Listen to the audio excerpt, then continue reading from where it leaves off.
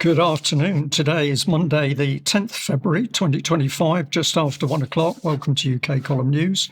I'm your host, Brian Gerrish, delighted to be joined by Diane, Rasmussen, McAdie, who'll be speaking to us by link from Edinburgh. And we've also got Ben Rubin talking to us today from London. Plus, we have a special guest. Now, we're going to get started right away with the subject of the Lucy Letby trial again. Now, we weren't expecting to do this, but I'm going to say over the weekend I was provided with some really exceptional information by an individual who watches the UK column on a regular basis. And they were aware both of the Bonnie Lewis story that we mentioned and, of course, our special report last Monday on the connection between Bonnie Lewis, the Bonnie Lewis case and Lucy Letby's trial. So this, of course, on screen was our flyer. An old child snatching case takes on new meaning for Lucy's trial. And this was an exclusive report. And we were also giving praise to Unheard, who had spoken to us. And that resulted in UK Column checking out some of our archive material. Now, if you're new to the report, I'm just going to recap very, very briefly key facts of the Bonnie Lewis case that we reported back in 1998, that a young girl was very ill. She was in severe pain, and her mother was continually striving to get a diagnosis and obviously get that pain treated. Into the picture came Dr. Dewi Evans, expert witness in the Lucy Letby trial. And he effectively took control of the child protection team and blocked the mother from independent medical advice. But most importantly, he labelled her essentially attention-seeking by proxy to remove Bonnie from her mother. And we put up quite a lot of detail about this case. Let's just put this one up on.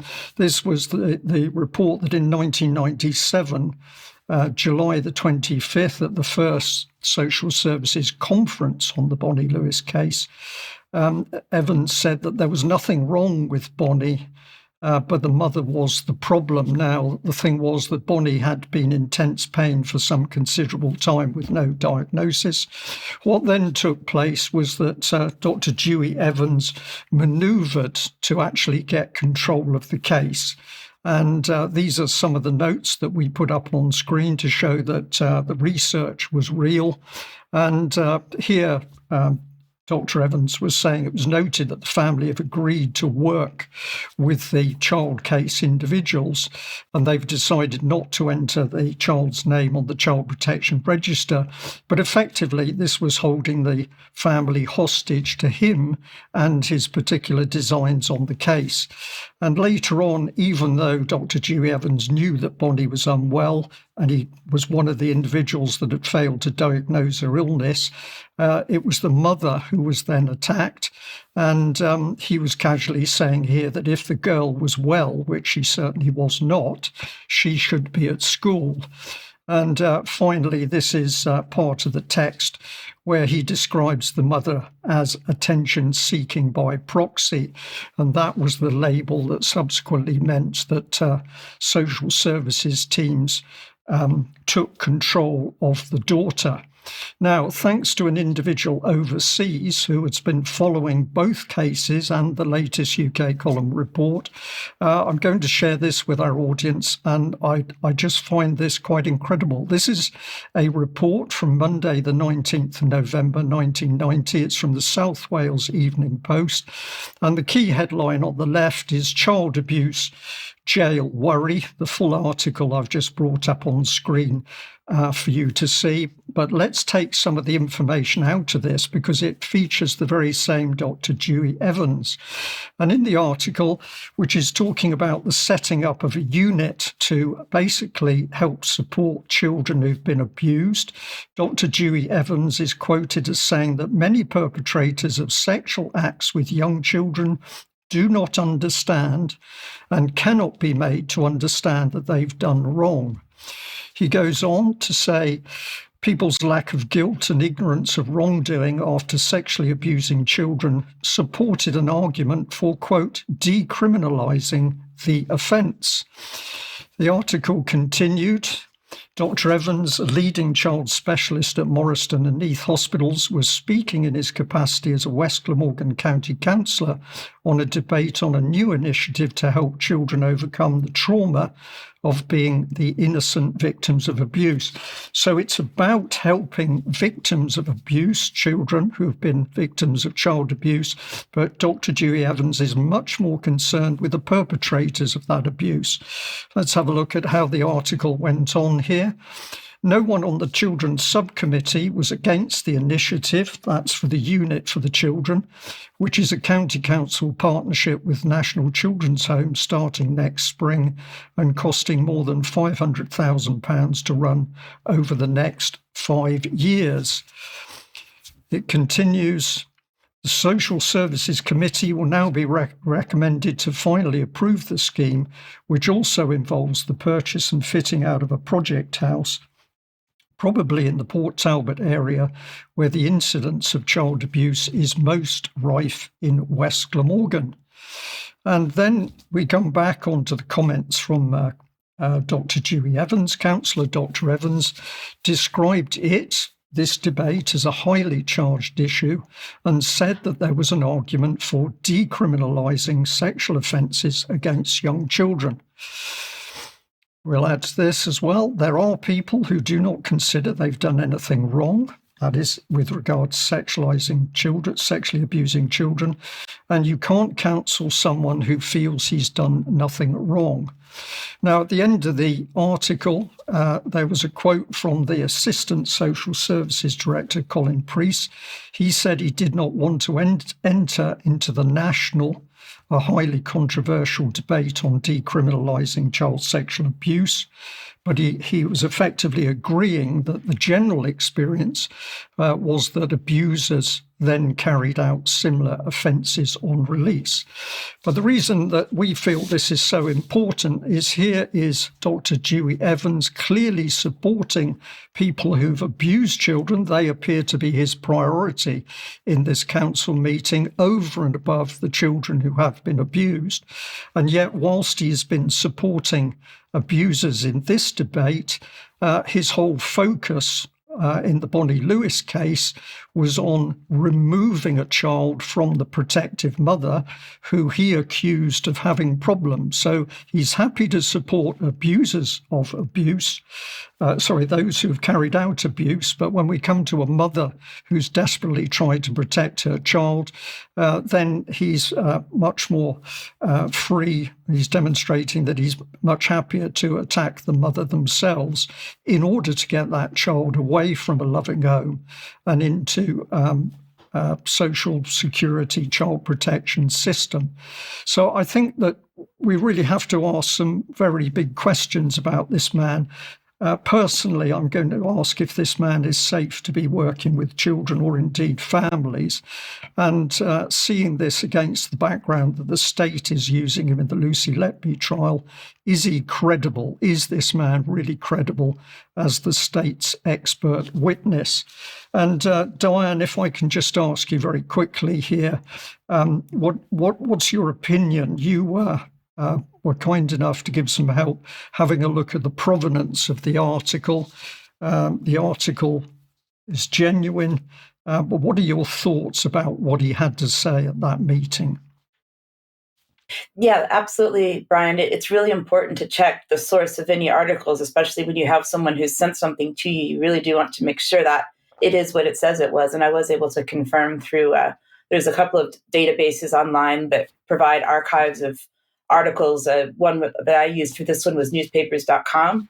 There's another one for specifically British newspapers, and you can frequently access these through your public library if you belong to your local library or a local university library. So I would always suggest doing that.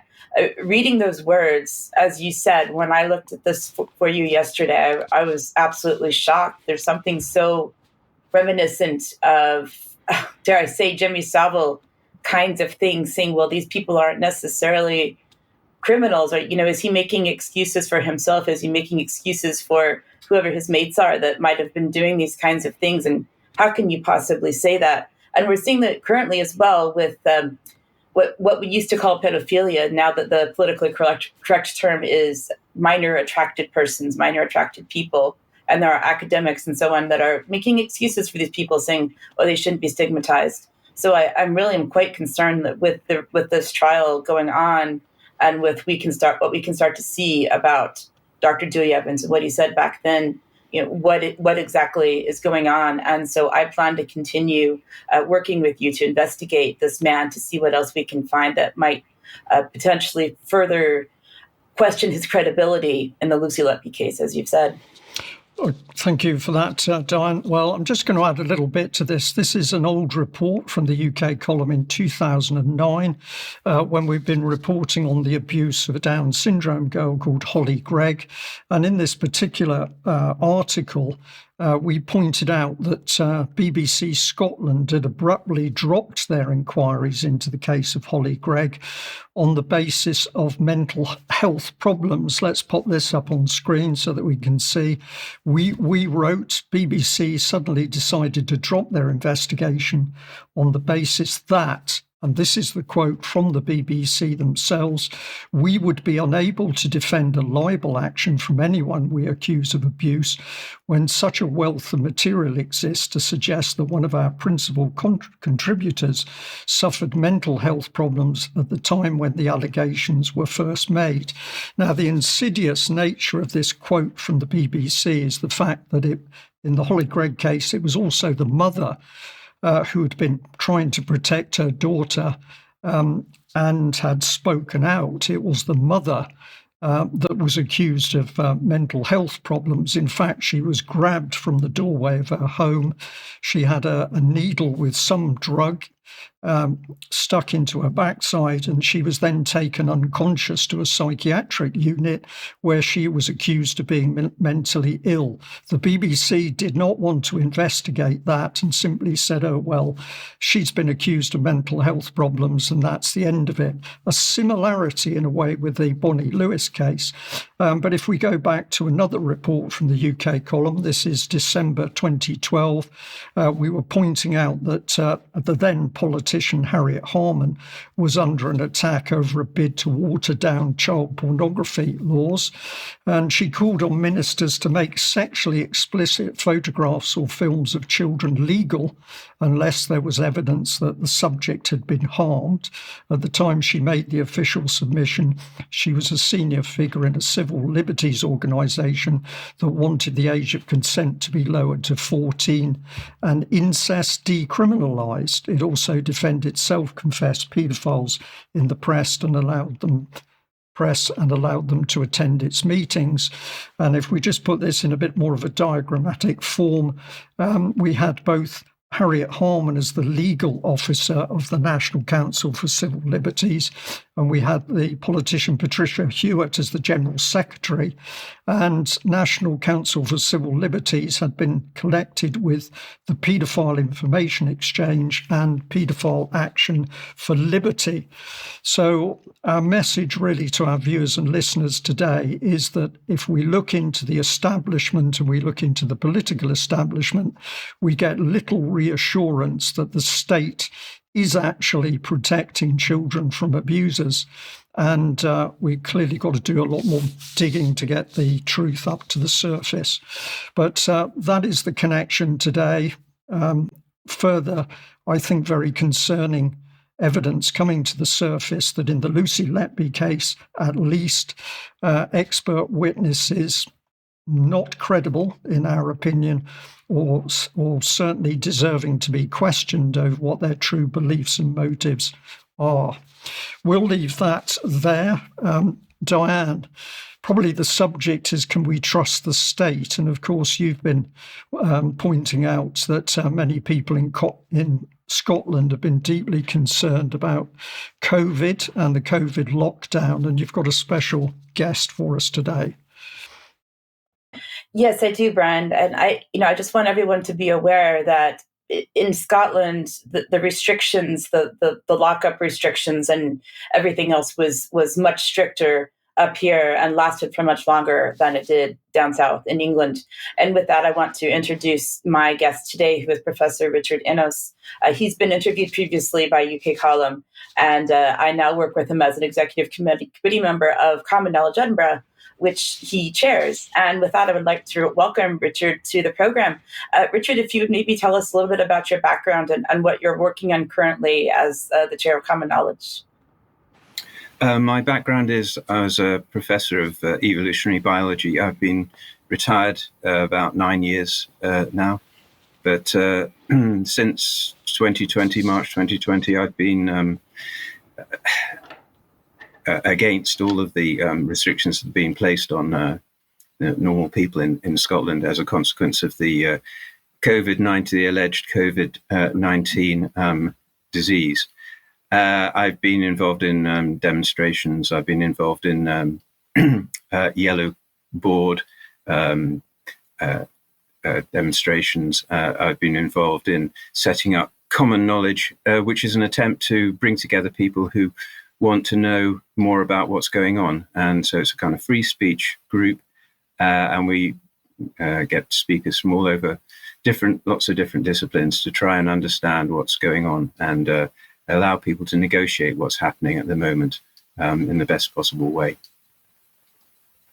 So I think common knowledge is a very appropriate term for it, because it seems to me that with a lot of members of the public who are still buying into the COVID narrative, that common knowledge is something that we have lost over the past 5 years. It's just been absolutely amazing to me that people are still buying into it, and they're still being afraid of the current propaganda that's coming out about the bird flu and the latest virus and all this. So I'm really, really happy to be a part of your group. Why did you decide that it was necessary to create this event that we're hosting? It's on the 22nd of February for everyone who wants to attend in Edinburgh from basically 9 a.m. to 4:30 p.m. at Lauriston Hall, which is pretty close to the center of Edinburgh. £25 includes tea, coffee, lunch, and it's an all-day event. So I know when you first contacted me about this last year, it was still just kind of an idea in your head that you hadn't fully fleshed out yet. And I'm wondering if I could go back to that time you decided that you wanted to do this and we went and met for coffee. What was it that prompted you to think about creating this event? Well, I'd seen the testimonies that had been coming out from the official Scottish COVID-19 inquiry, and they are absolutely harrowing. And I read through all of the testimonies, and I can tell you that I was in tears at times, hearing about the harms that had been done to people as a consequence of the measures that were taken by the Scottish government in 2019, particularly those people in care homes, particularly the most vulnerable in care homes, and also other people in care. And there are also many examples where people have been ill-treated in hospital as well. And this inquiry has cost £30 million so far, and there's barely a whisper of it in the mainstream media. And people need to know about what happened and need to reevaluate what happened. I think people are trying to memory hole that particular period of time, but it's absolutely essential that we understand what went on, and we need to understand who made the decisions, were those decisions in any way justified, and what kind of harms were consequent upon them, and who should we, in the end, hold to account for those actions. And in order to do that, I think we need to have a conference where we drop all the assumptions, or try and get rid of all the assumptions that have been fed into us by the propaganda. And in the absence of those assumptions, then maybe we can reevaluate exactly what happened, and we can see who was actually responsible and what should be done in the future. The official inquiry assumes that there was a pandemic, and it assumes that it was a very dangerous disease that was present, and that they were justified in doing this. And that's the ground from which all of the inquiry takes place. And then the inquiry is just about, well, how could we have done better next time? Well, I want to go back to the at the beginning, question those assumptions, and get a true picture of really what happened. Yeah, I'm very, very happy to be speaking at this conference. And the part that you asked me to do was around the media campaign, around the propaganda and the fear that was being raised. And some of the work that I've been doing and looking at, I would say for any viewers who are watching us, please go back and look at the coverage from UK Column back in 2020 and 2021. As those of us who watched UK Column during that time know that they were, at the time, Mike and Brian and everyone on the team at that time was doing some of the best work possible to uncover the fear campaign, the SpyBee, the SAGE, the Mindspace documentation. And, as a result of some of the prompting of some of our other members on the executive committee, I've gone back even further into the film Contagion from 2011 that had the social distancing, it had the masks, it had the miracle vaccine that came out of nowhere, it had the stay at home. We can even go back into the 90s with the Outbreak film, where there was a virus that I think escaped from monkeys in Africa or something like that. And so I think that this is something that they have been sort of priming the public for a while, that there would be a pandemic, that there would be a virus. And Richard, if you would please explain to the audience as well that there are two words that you have told us as speakers that we're not allowed to say at the conference. Do you want to say what those are and why? Yeah, those two words are pandemic and virus. So what people do is that they use pandemic in the term, they use it as a description of the time. They say during the pandemic. And that immediately concedes that there was a pandemic. And what we need to do is to go back and say, no, it was 2020. What happened in 2020? Not what happened during the pandemic. The other word that I want to expunge is virus, because what we know about, all that we know about, is something called COVID-19, which is nothing to do with a virus. It's a disease. The virus story is a possible explanation that has been put forward by those people in the government who wish us to believe that that is what is responsible. But all we know about is that there was a disease, and we should talk about the disease, and we should question whether actually was there any unusual disease, and we don't need to go into anything about viruses. That will just get us into controversies about whether or not viruses exist, and that's irrelevant. It's totally irrelevant. What is relevant is, was there a disease that was really serious that we needed to worry about? And if we can show that there wasn't, then all talk of viruses is just diverting our attention away from what's really important. Yeah, and what I would say to that as well is that my mother died in December of 2021 on a personal note. She did not die of a virus. She died because she went into a hospital for a little bit of bruising after a fall, and she died on a ventilator. And she did not have a respiratory illness at the time. I know that much, but we did lose her, sadly. So I'm really personally invested in this work as well. Thanks so much for joining us today on the program, Richard. Unfortunately, we have to move on, but is there anything else that you wanted to add that we haven't covered?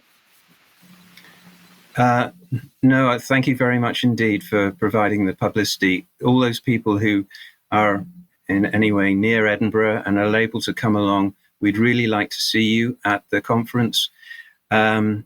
We will have question and answer sessions and time for you to contribute to the knowledge that we need. So thank you very much indeed for speaking with me today. Thank you, Richard.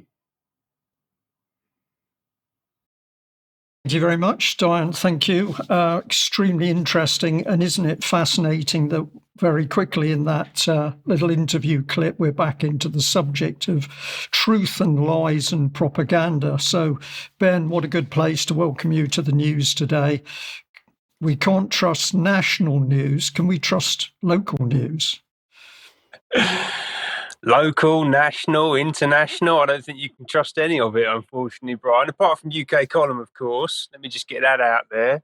So let me start with a quote, which I love. It's a fantastic quote. comes from H.L. Mencken. Journalist is to politician as dog is to lamp post. And in that spirit, I shall proceed. Let's talk about LDRs, local democracy reporters. What are they? A fly on the wall reporter explaining what local government decisions actually mean. Also, a reporter specializing in the workings of the local authority. A political reporter scrutinizing councils, police, NHS, and other public bodies, holding local authorities to account and getting people to care. That all sounds great, doesn't it? Let's find out a little bit more about the LDR scheme. Local councils spend billions of pounds a year providing essential services which affect all our lives. They look after everything from bins to buses to social care. So knowing what they're up to is vital. The number of local journalists reporting on councils has been in steady decline. And that's where the Local Democracy Reporting Service, or LDRS, comes in. The LDRS finds out stories about UK councils and shares them with hundreds of regional news providers across the country. Local news companies employ 165 local democracy reporters. The BBC pays for them, and more than 1,000 approved news outlets can then broadcast or publish their work. And that means you and me, wherever we live in the UK, get to hear about what our councils are doing in our name. It helps the local news industry. It helps the BBC. But most of all, it helps us all know what's going on where we live. You can find out more by going to bbc.com/LNP. Oh, okay. So it's the BBC covering for local councils. That's what it turns out to be. And actually, if you go to the LDRS website and you look in the, this is literally one page. This is all there is to the site. And in the top right-hand corner, you can click on terms and conditions. And in the bottom left, you can click on frequently asked questions. And it takes you directly to the BBC. Yeah. Oh, my clicker's stopped working for some reason. Would you mind knocking that on for me, please, Brian? Yeah, okay, very good. So if we just whiz through those two, yeah, it's BBC. It's a BBC operation. There are 165 of these people all across the UK, working at places like the Manchester Evening News, Hackney Citizen, the Liverpool Echo, and let's get a little taste of the kind of reporting that we can expect from these people. So we just click on to the next one. There you go. It's that kind of reporting. Yeah. So we just talked about the COVID scenario. That's what I like to call it, by the way. I think 2020, yeah, that's good. But let's call it the scenario or the operation, certainly not the pandemic. But you can see here in the mask, a local democracy reporter talking about the local council's policy towards COVID and lockdowns. It gives you a sense of what you're going to be getting from these people. And that's Charlotte Hall, and she works at the Oldham Times. And LDRs have been reported on for a while now by the UK column. They've been around for a couple of years, but this was flagged up to me in that interview I did a couple of weeks ago with Raja Miah. I hadn't personally heard of them before, but he mentioned that the Oldham Times actually employs a local democracy reporter. It's that lady we just saw in the mask, Charlotte Hall, and this is a recent article that she's published about council tax, which again I don't think gives you a good sense of what these reporters are doing and the level of scrutiny that they're applying. If you want to just flick that forward again for me, please, Brian, that'd be fantastic. We can see a quote here about council tax going up in Oldham, and it basically says, after receiving £5 million more from the government than first expected, Oldham is in a better financial position than first thought, but the local authority still needs to fill a £14 million budget hole from this year and make more than £8 million in cuts to stay in the green. So to do that, council chiefs will increase council tax by the maximum amount. The 5% or 4.99% increase will see council tax bills rise by £77 to £1,628 per year for the lowest band, £232 increase for the highest band, up to nearly £5,000 a year in council tax. And this is just going to happen. Right, so essentially, based on the Oldham Times, what the local democracy reporters are doing is just providing a mouthpiece, a platform for council policy. Right, that's it. And it's all paid for by the BBC, and it's all designed to progress the establishment agenda. Right? I think that's exactly what's happening here. And what else was going on in Oldham at the time? What else was the council involved in, apart from issuing demands for more council tax? Well, we know that, for example, they were covering up grooming gang scandal, and they were publishing a number of hit pieces, 17 hit pieces, in fact, on Raja Mir, who I interviewed a couple of weeks ago, who was actually pointing out extraordinary levels of corruption in the council, but being attacked by Oldham Times, who employ a local democracy reporter. I think you get a good sense of what this is about, right? You know, and local media is in big trouble, and this LDR scheme is absolutely at the centre of it. I think councils, particularly given that we're seeing councils now cancelling elections, this year they're going to be cancelling elections. There is an absolute crisis in local media, and we need a completely new approach. Now, a bit of an update on the national media scene. I'm going to talk again about Tortoise, and I will probably need to do a longer check-in on them because there's a lot of stuff going on. But we spoke before Christmas about the fact that they just acquired The Observer, and as an extension of that, basically merged essentially with Guardian Media Group. They've just announced two co-CEOs. You can see on the left Emma Sullivan, who was the MD of Tortoise, and on the right, Richard Finesse, who was the Chief Strategy and Business Development Officer at the Guardian Media Group. He was there for 27 years. And those two are now going to be running Tortoise. They're going to be co-chiefs of the Tortoise business. James Harding made a statement, just click on one, saying that establishing The Observer as an independent company is a once-in-a-generation opportunity, which is interesting, actually, James Harding, because it's not an independent company, as we talked about previously. Like, you've basically merged with the Guardian Media Group, so you're being a bit liberal with the facts there, I would say. Also in that article, it goes on to say that Tortoise has appointed Beja Cummings to the position of digital editor of the new daily online paywalled version of The Observer. And this is Beja Cummings. You can see her here. She's been leading the audio arm, Tortoise Studios, where she was responsible for podcasts. And that includes responsible for publishing the takedown of Raja Mir that they published a couple of years ago now, as well as Hoaxed, which badly misrepresented the Hampstead supposed hoax, missing out key medical evidence that demonstrated that the children in question were actually sexually abused. They just decided to remove that from their 6-hour-long podcast episode, supposedly proving that whole thing was a hoax. She's been given a promotion as well.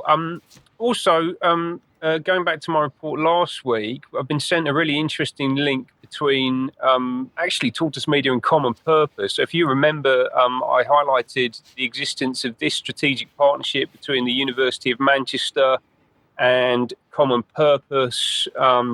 Actually turns out that this gentleman, Nazir Afzal, is the Chancellor of the University of Manchester, so he would have established that partnership, something he would have been responsible for. And this is a fascinating character. He's got an OBE, so this is proper establishment fella. He's also the chair of the Safeguarding Committee at the Church of England, interestingly. As a practicing Muslim, I find that absolutely bizarre. I think we're going to talk about that in extra. And then before that, he was the CEO of the Association of Police and Crime Commissioners. So these people who were supposed to be looking into things like grooming gangs, he was the chief executive of that. And before that, he was the chief Crown Prosecutor, and he used to work for Keir Starmer, interestingly. And he's just set up this Common Purpose thing, and he's got very close links into Tortoise Media through a couple of appearances. One on this interview, which is up on YouTube, talking about whether there's such a thing as a fair trial. And then also, finally, this, if we click on one, we can see this live event in Manchester, which took place last year, talking about populism. And essentially, he was there to talk about the threats to democracy posed by people like Donald Trump. And he was interviewed by James Harding, direct link to Common Purpose there from Tortoise Media, which is the first time I've seen that. And also, interestingly, something I'm going to come back to next week because I haven't got time today. He was also on that panel with Joshi Herman from Mill Media, who are the other people who were very aggressively going after Raja Mir. So local media, national media in big trouble right now. Thank you very much, Ben. And of course, it's beholden on all of us to be watching very carefully what media is in existence and what they have to say. But certainly we've got huge suspicions about media conglomerations which are getting more and more powerful and controlling more and more of the news we hear. We'll continue to report. Now, a huge thank you, as always, to our supporters. We can only do what we do with your financial support. If you're already a member of UK Column, thank you very much. But you can help us, if not, by making a donation. You can also, of course, take out a monthly membership or an annual membership or a lifetime, as many people do. All of those things are good to help. And of course, you can also help by purchasing through the shop. And we like to remind people that we have Clive de Carle health products, and we do make a small percentage on purchases of those health products through the shop. But the most important thing probably is that the material we produce is to be shared in order to help inform and educate people. And we're doing this as widely as we can. But if you, the viewers, members of UK Column, will help us by sharing material, that would be wonderful. Now, a key announcement is that tickets for UK Columns On Location, which will be Saturday the 5th of April in Cheltenham, those tickets are now on sale on the UK Column website. That's £125 for an early bird ticket. And I'm going to say we think we have a really tremendous venue. We've taken note of what people have said from our previous On Location, and this particular location in Cheltenham will allow people to be together much more easily and to stay together, not only, of course, during the day and the speaking events, but also when you are socialising at meal times and also into the evening. So more on that in due course. Now, we'd also like to give people a reminder that it's the annual conference for Public Child Protection Wales. That's the 22nd of February, and that will be near Newport, South Wales. Have a look at the Public Child Protection website for details of that, but a lot of very good guest speakers. And this is for tomorrow. Apologies there for the date. It should be the 11th, of course. But we have an interview going out, Sandy Adams and the vet Roger Meacock. We've been talking about inheritance tax for farmers. This one will be moving on to have a look at the bigger agenda, including, are we heading for a famine? So we'll encourage you to have a look at that. Now, where does that take us? I think that brings us on to you, Diane, and the subject of EDI. Thanks, Brian. With all of the recent executive orders and so on that Trump has been putting into place in his first couple of weeks in office, there are a lot of people who are hopeful that the issue of EDI or DIE or DEI or whatever you want to call it, basically diversity, equity, inclusion, will be going away because he's basically mandated now, at least within the US federal government. But what I want to look at is what's going on. There's some progress. There's still a lot of pushback going on. And I really think that this is actually a very divisive and regressive thing to be doing, not a progressive thing, as the liberals would say. And also, as some people say on social media, as we have on the slide here, the left can't meme, which is something that basically saying that the people on the left don't know how to make memes that are actually funny. In this case, these are some that I've seen just over the weekend from people that I know personally on some of my social media sites who are on the left. And just to give you an example of the kind of things that they're using to kind of tell people this is all entirely wrong. I'll read them out. Never in the history of ever were the people who were against diversity, equity, and inclusion the good guys. So apparently I'm one of the bad guys. I'll take it. That's fine. And not all Trump supporters are overtly racist or ableist or misogynist, but every one of them decided hating people with brown skin, disabilities, or women wasn't a deal breaker. Own that decision. Well, I would say that's not true because I know people in all three of those categories who do support Trump. So something is going on there. We have the executive order that was signed last week that was called Keeping Men Out of Women's Sports, that was signed on the 5th of February. And it says it is the policy of the United States to resign all funds from educational programs that deprive women and girls of fair athletic opportunities, which results in the endangerment, humiliation, and silencing of women and girls and deprives them of privacy. So you see Trump there surrounded by girls who are clearly pretty happy that this is taking place. So this, as well as some of the other executive orders that Trump has put into place, has given some people some hope. There was another one that ordered basically the DEI terminology to be removed from the federal workforce, federal contracting and spending. So some people have lost their jobs. Large departments have been basically taken away out of the government. There's a lot of unemployed people who were making a lot of money off of the DEI scam. One of the things that's in the show notes, you can read more detail, is that something that's happened to journal articles that are in press or funding applications that were in progress. If they use words such as gender, transgender, pregnant person, pregnant people, LGBT, non-binary, assigned male at birth, assigned female at birth, etc., are now just being, they have to go back to them and they have to have those bits of terminologies removed. And so you can imagine the people that support this are really in meltdown mode. Back here in the UK, whether or not this is a result of what Trump has been doing or not, I don't know. But all of the major departments in Whitehall have now dumped the Stonewall diversity schemes. And Stonewall calls this the gold standard for LGBTQ plus inclusion, which they claim on their website is meant to help the success of any company that adopts these schemes. But we're seeing more and more that these are starting to go away. And this includes the Home Office, it includes the Treasury. So again, a lot of the major departments in Whitehall. And what they're finding is that there was a lot of backlash going on because they were prioritizing gender identity over the reality of biological sex and allegedly favoring the trans rights at the expense of women's rights. And I guess we could say men's rights as well. I want to focus here on a tribunal that's going on currently up here in Scotland in Fife.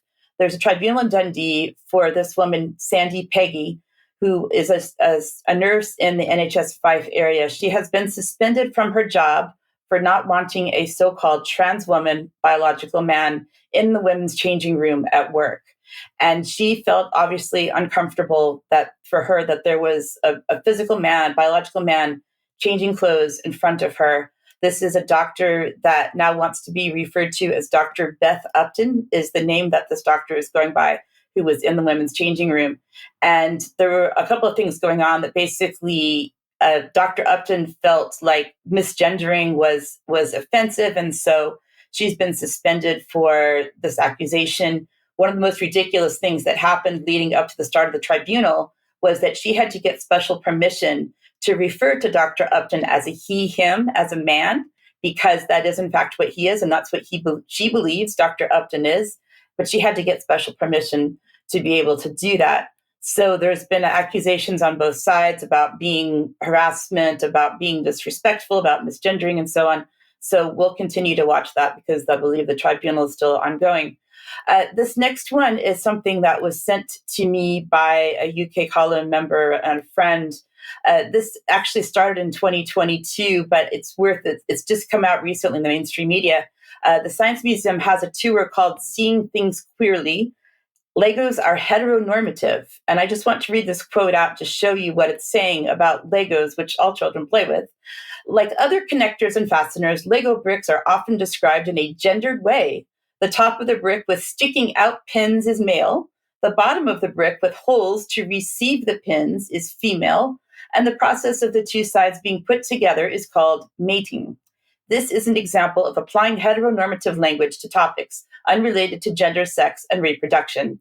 Now, the friend who sent this to me made the point of, if a person is non-binary, then perhaps that might be like the game Jenga, where there are no pins or no holes or nothing, but nothing works anyway, and you struggle to keep it all together. So we're not really sure how that works out. Yasmin Benoit is the next person I would like to go on to, who has made a name for herself, I think it's a her, as a lingerie model, as an asexual lingerie model. So that is someone who doesn't experience sexual attraction or very little. Is now also a visiting research fellow at King's College London in the area called the Policy Institute. She doesn't seem to have a PhD. She doesn't have a publication record. I don't know what she's done other than be an asexual lingerie model. But anyway, she now has an appointment at King's College London. And she's been part of this report that came out earlier this month on asexuality across the UK. They surveyed 400 people, I believe it was, about their public attitudes towards people who experience little to no sexual attraction, making the point that asexuality is not protected as a sexual orientation, and so they are worried about being prosecuted under hate crime laws, while also leaving the community vulnerable to continued medicalization and conversion therapy. Outside of the human sexual spectrum, we now have an Australian high school teacher who identifies as Miss Purr. Miss Purr is a teacher at there she is with her whatever it is, a photograph up there, Marsden State High School in Queensland, Australia, where she teaches. And students say that Miss Purr has been hissing at students and licking their hands. So it's not just the students who are now identifying as cats, it's now also the teachers. So to raise these issues, I want to go and just play a short clip from the Representative Jasmine Crockett, who is a Democrat from Texas serving in Congress currently. And I want you to hear what she had to say about race on CNN recently. That's what's happening right now. I am tired of the white tears. Listen, if you are competent, you are not concerned. When I walk into Congress every single day, you know why I don't feel a way and why you can't make me doubt who I am is because I know that I had to work 10 times as hard as they did just to get into the seat. When you look and you compare me to Marjorie Taylor Greene or me to Lauren Boebert, there is no comparison. And that is the life that we have always lived. So the only people that are crying are the mediocre white boys that have been beaten out by people that historically have had to work so much harder. This is why they don't want us to have education. So, of course, Marjorie Taylor Greene and Lauren Boebert are both white women serving along with her. And you can hear that the hate, the anger that's going on in there. Just a couple of stories about universities and race that kind of puts that in perspective is that the universities in the UK are now being required to champion diversity, basically showing how many students they have that are not white. To kind of show how much funding is coming in for those students that are not white, so Black, Asian, mixed race, and so on. So that has to be a higher percentage now. Otherwise, the universities will start to lose their funding from the government. And that is all, again, part of EDI initiatives. And recently, Oxford and Cambridge are saying that they are no longer going to have traditional exams if they can possibly help it, because that will improve the results of minorities. They want to use inclusive assessments, such as open book exams or take-home papers, instead of the traditional in-person exams, which to me sounds a bit racist personally. And with that, I want to close with a video clip from Martin Luther King in 1963. And I want to point out that this leader of the Civil Rights Initiative in the United States wanted equality and not equity. And I believe that he would probably be seen as racist today. Let's have a reminder of what he said. I have a dream that one day this nation will rise up and live out the true meaning of its creed. We hold these truths to be self-evident, that all men are created equal.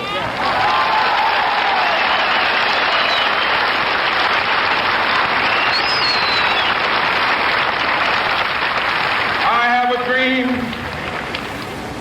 that one day on the red hills of Georgia, sons of former slaves and the sons of former slave owners will they be able to sit down together at the table of brotherhood. I have a dream that one day, even the state of Mississippi, a state sweltering with the heat of injustice, sweltering with the heat of oppression, will be transformed into an oasis of freedom and justice. I have a dream. My poor little children will one day live in a nation where they will not be judged by the color of their skin, but by the content of their character. I have a dream today.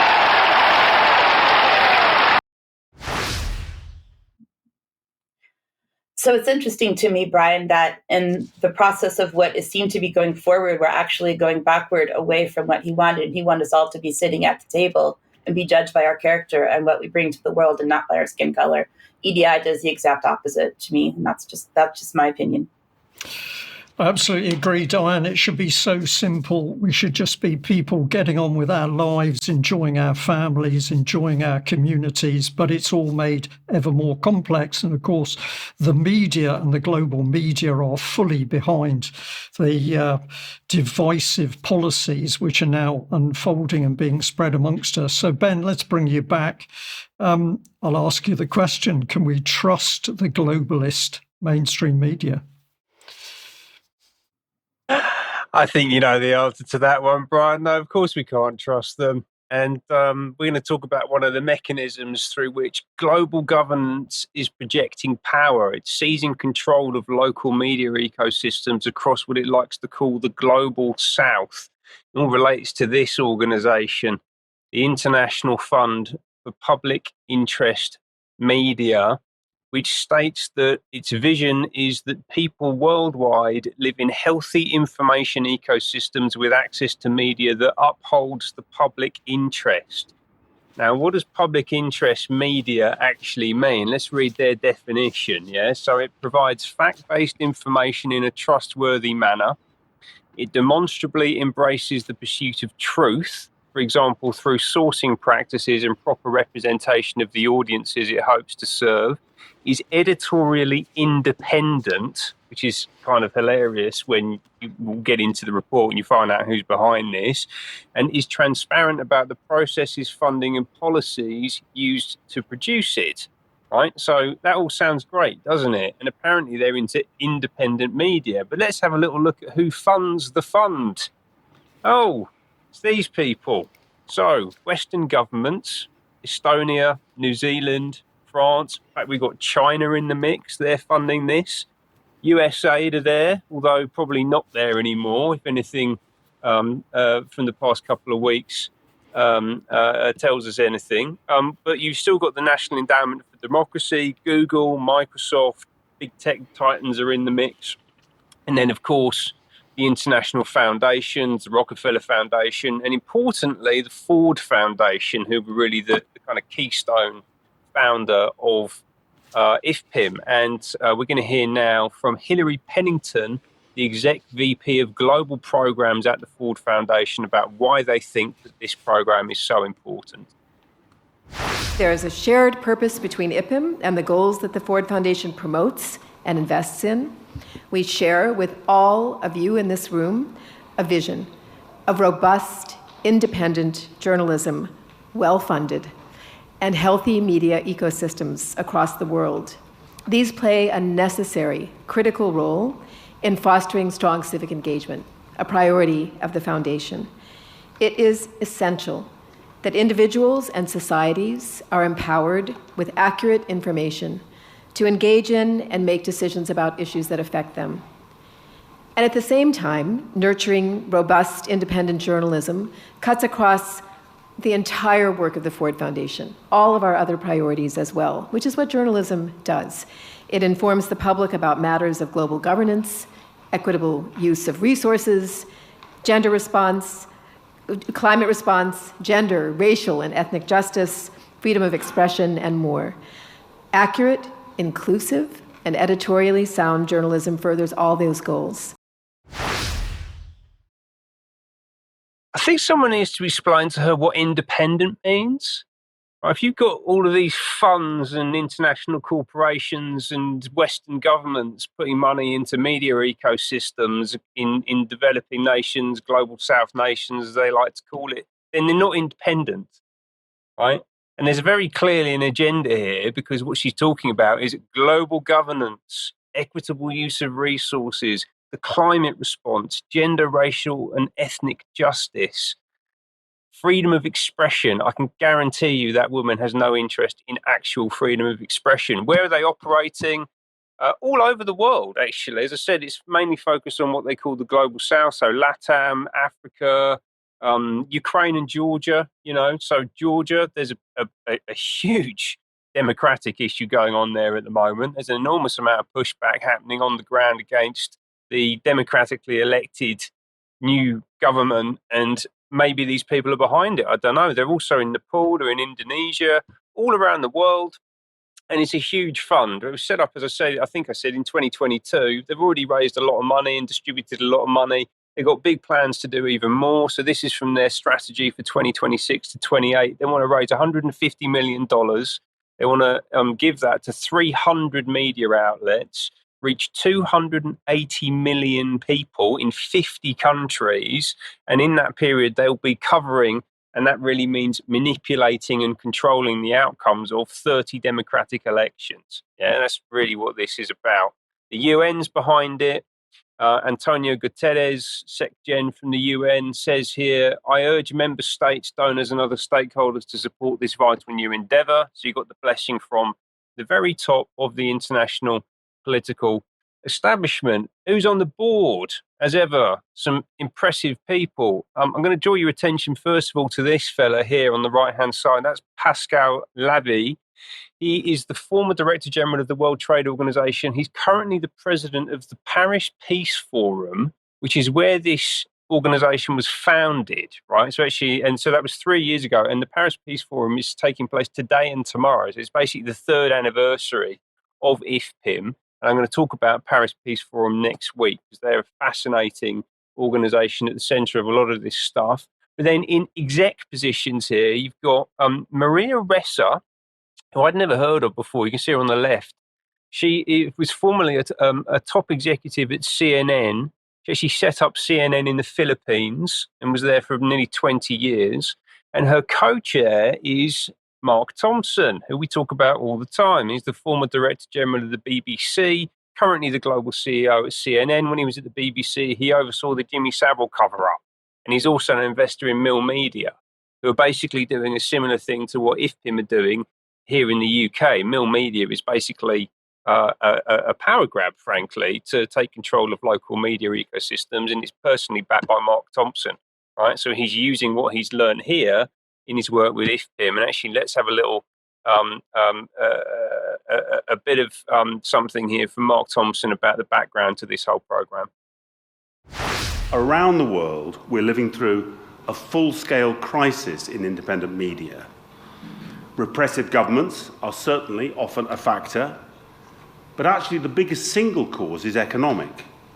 Over the past 20 years, journalists have lived through a cataclysmic failure in our traditional business models, with advertising fleeing to big tech and readers to social media and a kind of digital Wild West of truth, rumours and outright lies. Global newspaper revenue went down by 2/3 from 2010 to 2020 and has gone down by a further 39% in the 5 years since, the hard years during and after COVID. In Brazil, for instance, at least 942, nearly 1,000 news organizations have closed down since 2020. In Bangladesh, 254 newspapers shut down during the COVID pandemic, leaving only 86 operating. When a few years ago the UN Secretary General talked about a media extinction event, those kinds of numbers, the scale of what's happening, not always clear to people in the West, is what he was talking about. A media extinction event. And that's an astonishing term. And actually, I think it's borne out by the facts. And actually, I'm going to introduce you to a new acronym. This one is the side effect is the intention. Yeah. CT. Oh, is that going to click on? There we go. CT. That's from Michael Driver. Thank you for that, Michael. The side effect is the intention. Yeah, so big tech has destroyed the media ecosystem. COVID has destroyed the media ecosystem. So UN, who cooked up COVID, and big tech plow a load of money into this fund so they can go and take over local media across all of these countries. Yeah, all of this stuff is connected, right? So we've heard from Mark Thompson. Let's hear now from Maria Tessa, or at least we're going to have a little look at some of the things that she's spoken about. So as we said, they're co-chairs. What does Maria Tessa have to say about things? So she says, without facts, you can't have truth. Without truth, you can't have trust. Without trust, we have no shared reality, no democracy, and it becomes impossible to deal with our world's existential problems. I agree with most of that. Without facts, you can't have truth. I think that's a really valid thing to say. Let's have a little look at a fact here from Maria Ressa. Transgender woman can breastfeed. This is from her Twitter profile. So she's really interested in facts and truth. That's what she's posting.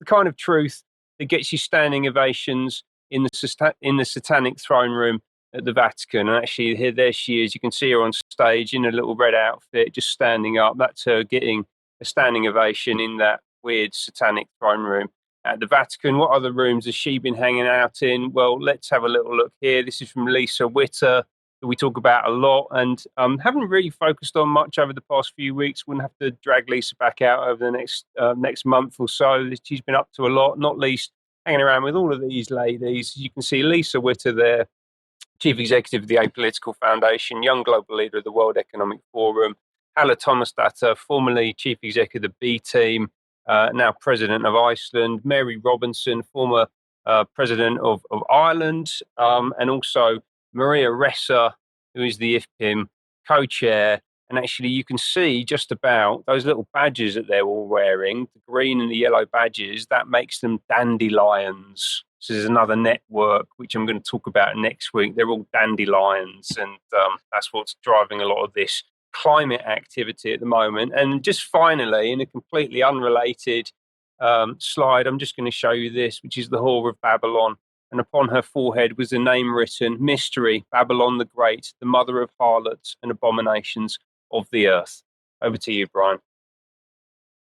That's a key point, I think, for us to end, because we've certainly given the audience something to think about, but so much to discuss in your piece there on the media, because when I heard them saying the job of the media was to inform the global public about global government, I mean, there's not a lot being hidden from these people, is there? But Mark Thompson's little speech there on video I regarded as purely good news, because of course he was talking about the demise of the mainstream media, which has basically prostituted itself to these global government organizations who want to control us, not let us lead happy and fulfilling lives. We'll end there. So I'm going to say thank you very much to our guests and to you, Ben and Diane. I'm hoping that Professor Ennos will be able to join us for extra time. We'll see whether that will happen. But for those of you that are members of UK Column, do stay on. We'll be live for UK Column Extra in a few moments. For everybody else, thank you for joining us. Remember the interview going out at 1 o'clock tomorrow, but we'll be back for news on Wednesday at 1 o'clock. Please join us then. Bye-bye.